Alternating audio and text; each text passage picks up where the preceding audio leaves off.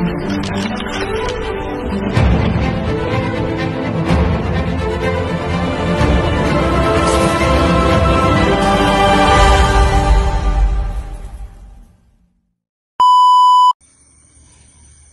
Assalamualaikum. Hari ni 21 hari bulan 9 bersamaan dengan hari Ahad 2025. Jadi lah ni saya berada di tapak site Meranti Pasir Mas. Rumah ni berkeluasan 1600 kaki. Ada 4 bilik tidur, 4 bilik air. Jadi untuk lah ni kita tengah buat progres ikat bata ni sebanyak 97% dah ikat bata ni. Untuk progres ikat bata dia kita dah nak hampir ke fasa siap sepenuhnya lah. Jadi kita nak tengok untuk bahagian dalam rumah ni dah. Okey, untuk bahagian depan ni adalah bahagian safety door.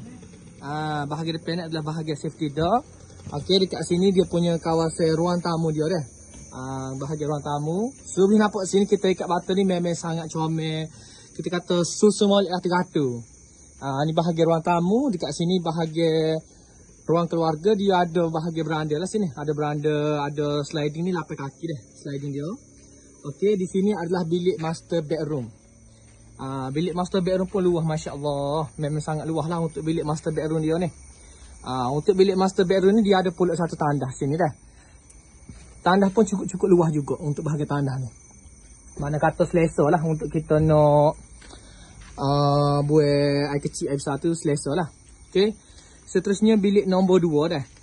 Bilik nombor 2 di sini.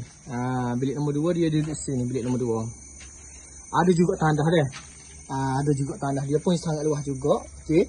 Seterusnya bilik nombor 3 berserta dengan tandas juga. Ni bilik nombor 3. Okey, ada tandas juga sini. Beres.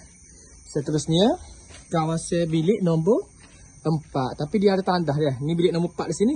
Tandas tengah depan ada juga. Ni tandas tengah-tengah. Okey. Dekat sini adalah bilik nombor 4. Alright, dan akhir sekali bahagian dapur lah.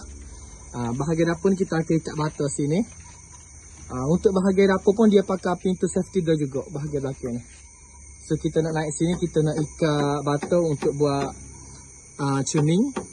Chimney biasa je lah. Supaya gini juga dah. Okey, jadi progres untuk di set Meranti itu sahajalah. Untuk minggu ni dah. Untuk hari ni lah. Untuk hari ni. InsyaAllah dalam minggu ni kita akan buat progres untuk nak naik kepada progres konkrit roof beam pula. Terima kasih.